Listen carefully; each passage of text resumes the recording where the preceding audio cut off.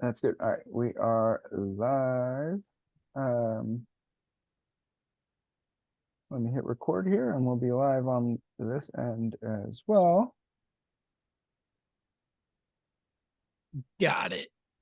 All right, we're live. All right. Hello, everybody, and welcome to another edition of Smart with Your Money Live. Today, we are going to talk about something that is very endearing to me, and that's gratitude. And gratitude can do so much for us from a mental level to a physical level, and especially when it's dealing with financials. Sometimes just taking a look around and being grateful for what we do have and the people around us will make us kind of feel better about what maybe we don't have. And I think that that's really what today's episode is all about. Yeah, it's definitely gratitude and money is one that, sometimes the connection doesn't get made, but there's so much more that goes into gratitude than I think, unless you stop to think about it, at least in my case, that I even realized. So we'll get into it. First, gratitude. Well, I mean, it is kind of like our episode that was on our Life is Life podcast that dropped yesterday. It was, there's a lot of gratitude even in negative things. So without it, it's going to be a long, difficult life.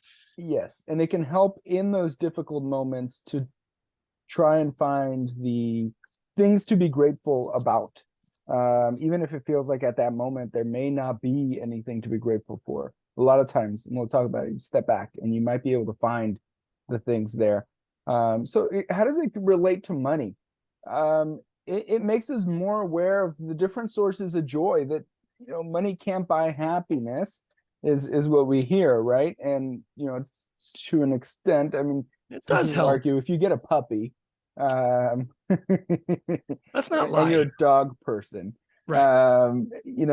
But it'll just kind of help you find the happiness in things that are not money related, especially if you're doing something, you're saving up for a big goal, you're in the debt payoff journey, you're trying to become debt free, and you're holding back on some of the things that normally may bring you that instantaneous joy. Maybe you're not stopping by the coffee shop every day on the way to work, and maybe you're holding back on a vacation this year or something like that. Maybe then finding the gratitude for the things that you do have can help you stay motivated, can help you become more motivated or become motivated at all to deal with your financial situation. So being grateful can improve many different things on how we manage our money. I will cover some of them here. But before we dive into just the money thing, I wanted to dive into just the benefits of gratitude, money or otherwise, because I think it's important to kind of understand the different benefits of it, the different positive aspects of it before we even link it to money and just everyday life type things. So some of the benefits of money, and I found this from an article, a study with positive psychology, and it really, and they had a lot more than these, but it makes you happier. Being grateful and being able to find the things that you're grateful for will increase your level of happiness. And that in itself is pretty cool, whether you're on a debt payoff journey or you're just trying to figure out what you do with your money, or you don't even want to talk about money. But it makes you happier. It makes people like you more. Friends, coworkers, your significant others, just people in general around you. I would imagine probably neighbors and other parents on the kids' soccer teams or whatever. But it makes people like you more when you're just grateful for yourself and the things that you have. It kind of radiates out and makes people like you. It increases your self-esteem, which probably makes it easier for people to like you if you think more of yourself and you're more positive about your own self-esteem. And then there's even some physical benefits to it. It lowers your blood pressure, which is kind of cool. If you're looking at a way to lower your blood pressure, maybe it's time to be more grateful for the things that you do have. It can reduce symptoms of depression, and it can improve your sleep. You're having a hard time sleeping, maybe this presentation will fix your difficulty sleeping. Don't take that as medical advice. I'm not a doctor, so that's just what I read. That's the research. But what if it does? What if it just a little? So we'll cover some of the benefits of it. We've covered the benefits. Now I'm going to go over how to incorporate, how to try and find the more grateful aspects of your life, and just kind of have that positive conversation. Before I do that, and I know this is probably sometimes when someone's feeling overwhelmed, the last thing they want to hear, but you just got to breathe. Take a step back for 10 minutes and take some deep breaths. And you might find it surprising. You don't have to have a fancy app. You don't have to do yoga while you're doing it. You don't have to sit at the beach. All those things I would imagine would help. But you just got to take a step back, and just take some deep breaths and concentrate on just that. And then look for what you're grateful for after you've had a chance to just kind of breathe and decompress a little. Start thinking of the things that you're grateful for, and they don't have to be big things. It could be just little things that you're thankful for. And it starts sometimes with just taking that step back. There's nothing that has helped me more than just having a breathing every morning, every afternoon, just taking 10 minutes, 5 minutes to myself and just kind of being present. I guess people hear that, but kind of just getting away from all the minutia, and breathing does help you just relax and be clearer, right? So that's going to help in decision making. Right. It's going to help everything. Everywhere. If you could just think better and not feel as overwhelmed. Yeah, I think I read some things that a lot of these work well if you do them in the first thing in the morning, and then again maybe last thing before bed. Give yourself set that alarm an extra 10 minutes early to give yourself that extra 10 minutes of breathing, or get your bedtime routine going 10 minutes earlier, and just take 10 minutes before you go to bed and just breathe, relax. Pick up the phone after you do those things. And maybe in the morning, yeah. In the morning. Yeah. And don't pick it up when you're done. Put your phone away before you go to bed. Right. And do the breathing. Yeah. You just kind of turn your brain off from all those electronics. Right. It really does. It helps. It really does. And then maybe sometimes you got to look at the big picture. Maybe right now, right this second, you are struggling with your finances. You're going through something stressful. The check engine light in your car came on. You cracked your phone screen. You ran out of coffee. Whatever it is. That last one was really tragic. It's gonna rain. It's gonna rain for 2 days straight, and you need new tires. Oh no! Because otherwise, you might slide all over the freeway. Yeah. Yeah. Yeah. Chase, you going to Costco after this? Yeah. The tire center. That's something I'm looking forward to. You got to look at that big picture though. Because if you broaden your scope and you look back at the things that got you to where you are now, don't go back and looking at the negative things like I should have bought Starbucks stock instead of Starbucks coffee when I was in college. That's not going to help you at all. I used to do that math calculation. It's no bueno. So but maybe you look back at the positive things that got you the positive things that you do have right now. And then as you're kind of zooming out and looking at the big picture, you can also look ahead. What are you working towards? What are the efforts that you're doing now?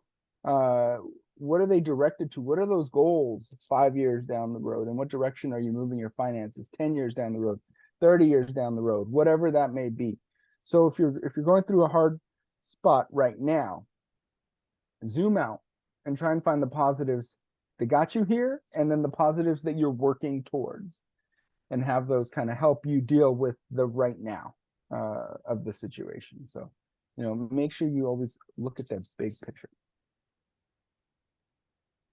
And remember at the end, wealth is not always about money. I know that sounds contradicting, and I'm a personal finance presentation and this is what I do, but it's not always about the money. There's so much more to it than money. So, while your bank account, your retirement accounts, your savings accounts often are a big component to your financial wealth, obviously. There's more to wealth than just money. So make sure that you measure other things of well-being, your health, your friendships, your community, your family, whatever the case may be, and incorporate those. Maybe financially you're struggling right now, but you have a lot to be grateful for still that is not financial, that I think can be a big, it could be big as well.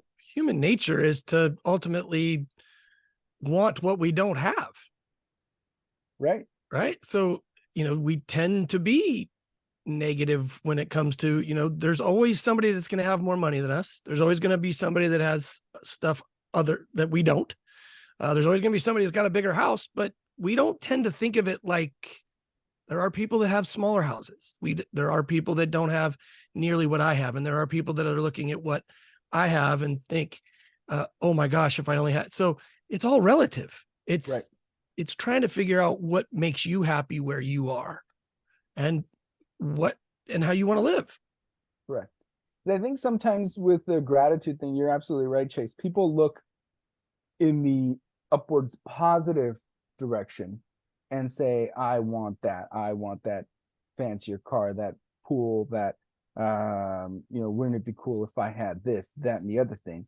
But oftentimes, and it's important to try and find that gratefulness to look in the other direction and say, man, someone wishes they had my car. Right? Someone wishes they had a car, period.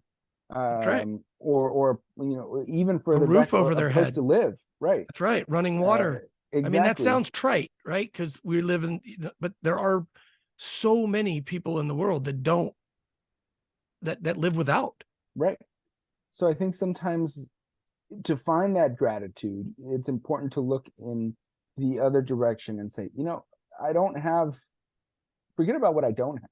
Here's what I do have. And here's what I can do to move in the direction I want. That's right.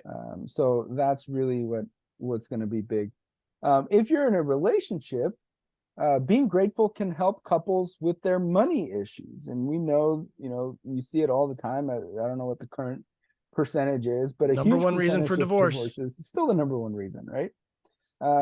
So money problems are a big deal. Those are stresses that are hard to cut, that are hard to get through. And being grateful isn't going to automatically cure your financial issues. I'm not saying, you'd be grateful and all of a sudden, have any other financial issues, but being able to give and receive gratefulness is a big deal, because if you're feeling appreciative or you're showing appreciation, it can help with different money disputes. For example, if one half of the couple is not showing appreciation, the other person feels like, man, I'm not appreciated. Well, I'm going to just treat myself then. I'm going to go out and buy myself this or the other thing. And maybe the first person just didn't know how to show that appreciation, and just didn't, maybe they're not showing the appreciation was them saving for a bigger long-term goal. But there's that lack of communication that says, hey, I may not have bought you a really lavish gift for Valentine's Day, your birthday, whatever it is, but I am appreciative of you and I'm grateful for you.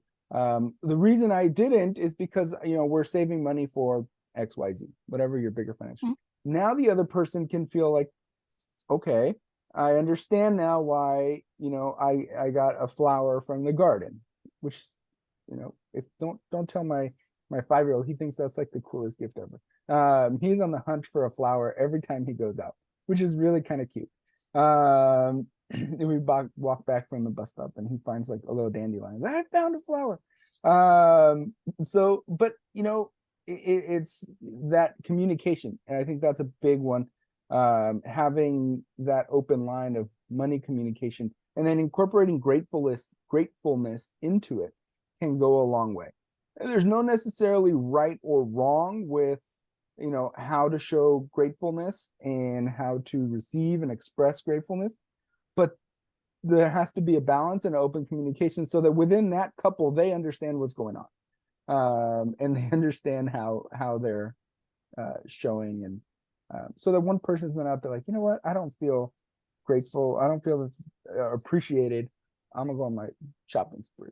Or, while I get those new tires, I'm gonna put some new rims on the car too. Or whatever the case may be. So Yikes. that would be really expensive. Um,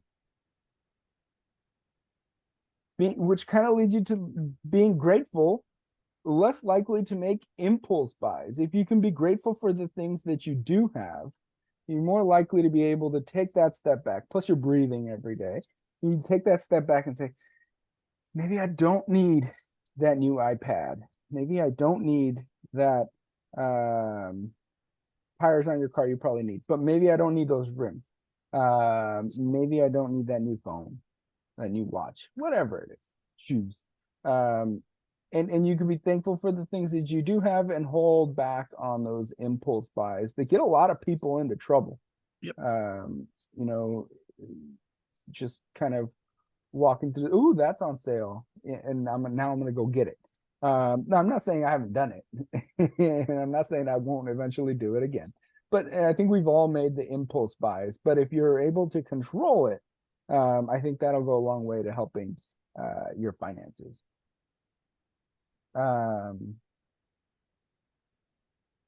This kind of goes hand in hand with breathing. I think you get in the habit of writing it down.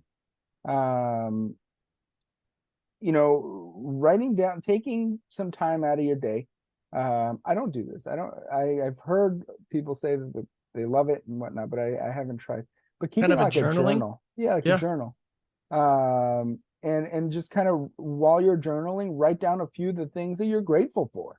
I'm sure you can always find some of the things you're grateful for. So you write that down, and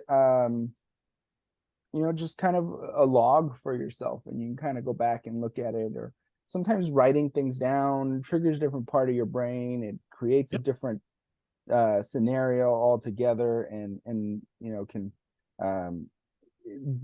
let's try and bring out those positive emotions through journaling and through writing down the things that maybe you journal already, and add 3 dots at the end, and those are the things you're grateful for, or something like that.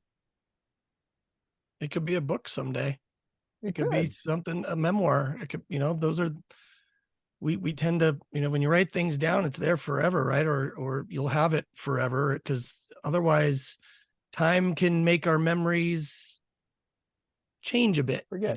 The way we remember it isn't necessarily the way it happened, right? The way we remembered it the way we felt it at that time. That's right. Isn't always the way you're going to remember it 10 years. It's helped me. I'm going through this a lot right now. I do it as much as I possibly can. Yeah. So, give it a try. Do you do a physical journal, Chase, or do you type? I type it. Type it. Yeah, on my laptop. I kind of picture myself being Carrie. She used to do it, especially during COVID. She would sit on the bed and work from there with her. Type away. So I gotta find myself doing that now. Okay. I wasn't sure if it was some people prefer that pen. Yep. Paper thing. I got bad handwriting. So after a while, my handwriting would be, yeah. I don't know if I'd be able to read it, 5 years down the road. Honestly, out of practice. What was I trying to say? Yeah. It's outside of my signature. I don't write a lot physically. Yeah. The kids have a little, what books did your kid read? And I was sitting there writing their little books. So the 4 books they read, and I was like, I can't remember the last time I wrote, something. Right. So because we type, which brings us to write thank you notes to people, not just thank you notes for gifts that you may have received, but just kind of, hey, I am grateful for your friendship. I'm grateful for, the things you did for me when I was little. I'm thankful for, whatever it is that you're thankful for to someone. Reach out, and this might be a good one to write. An email is cool, but I feel like if you get a letter, I'd be real confused if I got a letter from my friends whoa. But it'd be kind of cool. They kind of had to work at it. Right. And then they had to try and find your address through maybe their Uber history or something. Buy a stamp. Yeah, exactly. Buy stamps. So, but writing it down and a handwritten thank you note to someone could not only be really good for them, oh, cool, I just got a thank you note from, for something that happened a long time ago or whatever. But, studies have shown that you actually get a huge increase in happiness that can last up to a month if you just write and send the note. So from it's a little bit selfish standpoint, you're making their day, but you're also helping yourself out. So, write down some thank you notes. Now that I think of it, you get a 30-day boost in happiness. Maybe you should just make it every month thing. There you go. Send a thank you note to someone different. That could be kind of cool. Tell them you love them. Tell them you miss them. Yeah. And it doesn't have to be a long, elaborate anything. Write something down. Make somebody's day for sure. Maybe buy postcards. Maybe buy a giant stack of postcards and send them that way. I think it's cheaper to ship a postcard, but I'm not entirely sure if that's accurate information. And then there's giving, and it doesn't have to be a huge amount. There was a study in 2008 that found that even giving $5 can lead to an emotional uptick or emotional well-being. And you also have to remember that, this was one of Brad's favorite things, is you can give time, talent, or treasure. I'm telling you. He always said that. A Paganoism. Yeah. You don't Time, have to talent, and always treasure. give money. You can donate your time.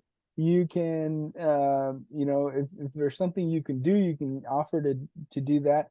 If you want to show you're thankful for something, make them cookies or something, and for the holidays, if you can bake. But just that little bit of giving can lead to a huge uptick in your emotional well-being. So even if, and then there's also that like psychological of like, I can give back. Even if financially I'm in a tough spot, I was able to give back, mowing the neighbor's lawn, or some places of the country, shoveling someone's driveway. Good. Yeah. You're giving to something that you care deeply about. And even if it's just very little, a little can go. If everybody gave a little, it'd still go a long way. Right. And you help yourself while you help someone else, because you'll make their life better. I know I mentioned I'd come back to social media, but clean up your social media and avoid the Instagram trap. If going through social media has you feeling a certain kind of way, especially a negative certain kind of way, stop scrolling through social media. Set your phone down. Don't allow notifications to come through, or something like that, and just kind of take a break from social media. You don't have to get rid of it. You don't have to unfriend everyone you have, but just kind of put it on the back burner for a little and see how that goes. And maybe you don't ever come back to it.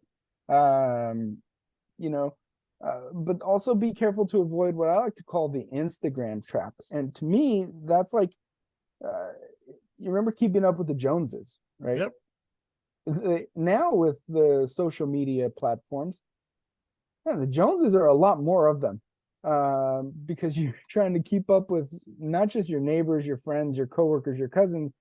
Now you're keeping up with hundreds of people online that live all over the world that you never even met. And what people post on social media is the happy things. No one posts that maybe that car they purchased now has them stressing about their finances. No one posts that vacation they took is now causing piles of credit card debt. People post the positive things, the things that you might look at and say, man, I wish I had that.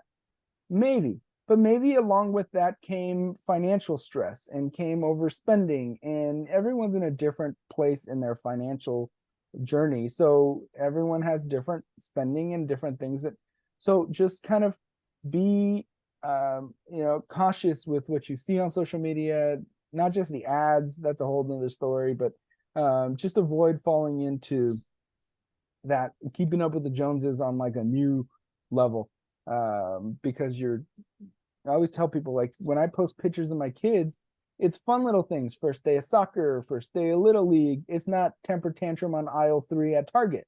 No one wants to see the negative stuff. They want to see the fun, cute stuff, right? So same thing with money, same thing you got to be careful with. And that is it. Any questions? If there are any questions on Facebook, our little relay system's not operational right now, but we will definitely answer those questions after the fact. If you're on any kind of social media, I know I told you just right now to get off of it, but if you're looking for something positive and somewhat entertaining, I've been told that I'm entertaining. I've actually been told once this week that my videos are cool. Which is one more than my weekly average, but look us up. We're on Instagram. We're on Twitter at SDFLC, TikTok s.d.finlit, and then YouTube, Facebook, San Diego Financial Literacy Center. I try and post little daily pics. You can see when we have new episodes. You can see all kinds of different things. So you can go ahead and find us on there. And then, because this is a gratitude, thank you for everyone who watches. Thank you for all of you who show up, watch the thing. We are thankful that you take the time to watch, subscribe, like, listen to our podcast called Life is Life, wherever you listen to podcasts.